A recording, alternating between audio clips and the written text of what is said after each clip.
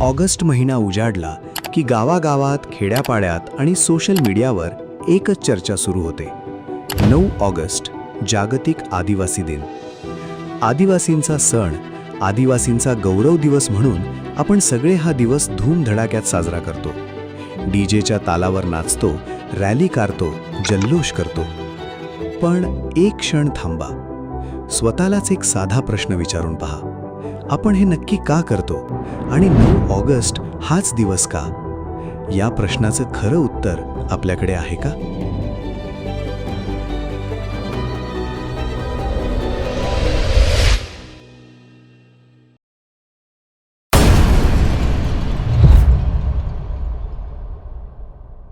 संयुक्त राष्ट्रांच्या महासभेने 23 डिसेंबर 1994 रोजी ठरवलं की दरवर्षी 9 ऑगस्ट हा जागतिक मूळ निवासी दिन म्हणून पाळला जाईल. ही तारीख निवडली गेली कारण 1982 साली याच दिवशी जिनिव्हामध्ये संयुक्त राष्ट्रांच्या मूळ निवासी लोकसंख्या कार्यगटाची पहिली बैठक झाली होती. या दिवसामागचं जाहीर उद्दिष्ट होतं जगभरातील मूळ निवासींच्या हक्कांचं संरक्षण करणं आणि त्यांची संस्कृती जपणं. पण खरंच फक्त एवढंच आहे का, की या तारखेमागं अजून काही सत्य लपलेलं आहे?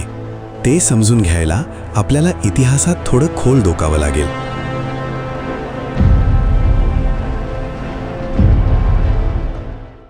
12 ऑक्टोबर 1492 क्रिस्टोफर कोलंबस या दर्यावर्दीने अमेरिका खंडाच्या भूमीवर पहिलं पाऊल ठेवलं. त्याच्या पाठोपाठ स्पॅनिश, पोर्तुगीज, फ्रेंच आणि डच या युरोपीय सत्तांनी अमेरिका खंडात आपापल्या वसाहती उभारायला सुरुवात केली. हे सगळे युरोपीय वसाहतवादी होते आणि त्यांच्या मोहिमांमागं एक विशिष्ट प्रेरणा होती: गॉड, ग्लॉरी आणि गोल्ड. गॉड म्हणजे ख्रिस्ती धर्माचा प्रसार करणं, ग्लॉरी सैन्यबळाच्या जोरावर राज्याचा, साम्राज्याचा विस्तार करणं, आणि गोल्ड सोनं संपत्ती लुटण्यासाठी नवे प्रदेश शोधणं. याच 3 उद्दिष्टांनी प्रेरित होऊन हे युरोपीय जगभर पसरले आणि जिथं जिथं ते पोहोचले तिथल्या मूळ रहिवाशांच्या जीवनात एक भयंकर वादळ सुरू झाली. कोलंबस येण्यापूर्वी अमेरिका खंड ओसाड नव्हता. तिथं कोट्यावधी मूळ निवासी, शेती करणारे, नगरं वसवणारे, स्वतःची भाषा आणि संस्कृती असणारे समाज नांदत होते. 1492 मध्ये ही लोकसंख्या साधारण 5 ते 6 कोटींच्या घरात होती. काही अभ्यासक हा आकडा त्याहून अधिक, जवळपास 10 कोटींपर्यंतही मानतात. या भूमीवर आणि इथल्या लोकांवर आपला धर्म आणि आपली सत्ता लादण्यासाठी वसाहतवाद्यांनी हिंसेचा मार्ग स्वीकारला. जे लोक धर्मांतर करायला नकार देत त्यांना विविध हत्यारांनी ठार मारलं गेलं. त्यांच्या वस्त्यांवर कब्जा करून त्यांना हुसकवून लावलं गेलं. स्त्रियांना कैद करून त्यांच्यावर अत्याचार झाले. लहान मुलंही या क्रौर्यातून सुटली नाहीत. आणि जे मूळ निवासी प्रतिकारासाठी उभे राहिले त्यांच्या अख्ख्या वस्त्या जाळून टाकल्या गेल्या. युरोपातून आलेले स्मॉल पॉक्स, गोवर आणि इन्फ्लुएन्झा यांसारखे आजार अमेरिकेतील मूळ निवासींसाठी पूर्णपणे नवे होते. या जंतूंचा त्यांच्या शरीराशी कधी संपर्कच आला नव्हता, त्यामुळे त्यांच्यात रोगप्रतिकार शक्तीच विकसित झालेली नव्हती. परिणामी साथीच्या रोगांनी कोट्यावधी माणसं, स्त्रिया, मुलं, वृद्ध मृत्युमुखी पडली.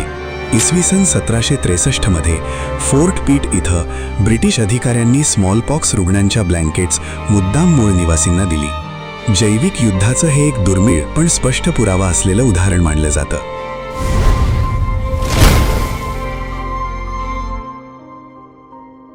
वसाहतवाद्यांचं क्रौर्य फक्त माणसांपुरतं थांबलं नाही.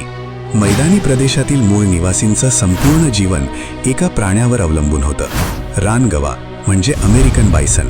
अन्न, वस्त्र, हत्यारं, निवारा सारं काही याच प्राण्याकडून मिळायचं. तो त्यांच्यासाठी पवित्रही होता. 18व्या शतकाच्या सुरुवातीला या बायसनची संख्या साधारण 3 कोटी होती. पण कातडीच्या व्यापारासाठी, रेल्वेच्या विस्तारासाठी आणि मुख्य म्हणजे मैदानी आदिवासींना उपाशी पाडून शरण आणण्याच्या धोरणासाठी त्यांची अंधाधुंद कत्तल झाली. अमेरिकन लष्करानेही या कत्तलीला उघड पाठिंबा दिला, कारण बायसन संपला की मूळ निवासी आपोआप शरण येतील हे त्यांना ठाऊक होतं. परिणाम काय? काही दशकांतच 1889 पर्यंत संपूर्ण अमेरिकेत जेमतेम काहीशे बायसन उरले. मारलेल्या बायसनच्या कवट्यांचे अक्षरशः डोंगर रचले गेले. ती छायाचित्र आजही अंगावर काटा आणतात.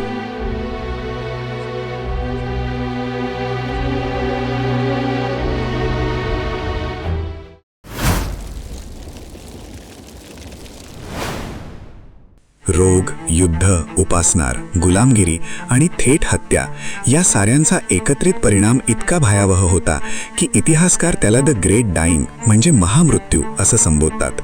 इसवी सन 1600 पर्यंत अमेरिका खंडातील सुमारे 5 ते 10 कोटी मूळ निवासी मृत्युमुखी पडले, म्हणजे तिथल्या एकूण मूळ लोकसंख्येच्या जवळपास 90%. जागतिक लोकसंख्येच्या प्रमाणात पाहिलं तर हा मानवी इतिहासातील सर्वात मोठ्या नरसंहारापैकी एक ठरतो. आकडे स्रोतांनुसार बदलतात, काही अंदाज याहून जास्त आहेत.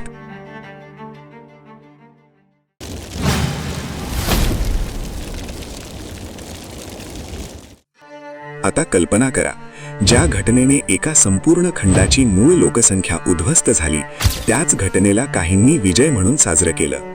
कोलंबस अमेरिकेत पोहोचला तो दिवस 12 ऑक्टोबर कोलंबस दिन म्हणून युरोपीय वसाहतवाद्यांच्या विजयी कामगिरीचा दिवस म्हणून साजरा होऊ लागला.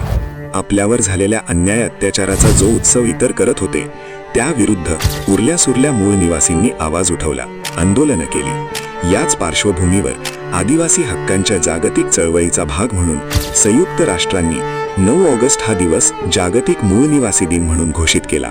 काहींच्या मते हा मूळ निवासींना मिळालेला न्याय होता, तर काहींच्या मते एवढ्या मोठ्या नरसंहारानंतर वर्षातला केवळ एक दिवस देणं म्हणजे तोंडदेखली सवलत होती.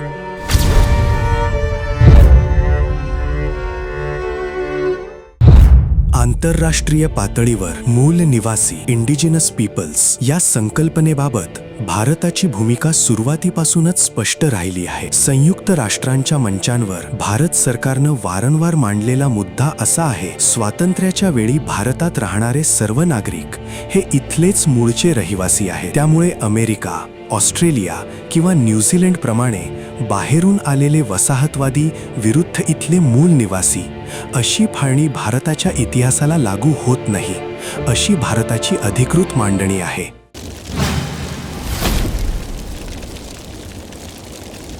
कोट्यावधी मूळ निवासींचे प्राण आणि लाखो पवित्र रानगव्यांची कत्तल या इतिहासाचा धागा ज्या दिवशी जोडलेला आहे, तो दिवस आपण कसा पाळावा?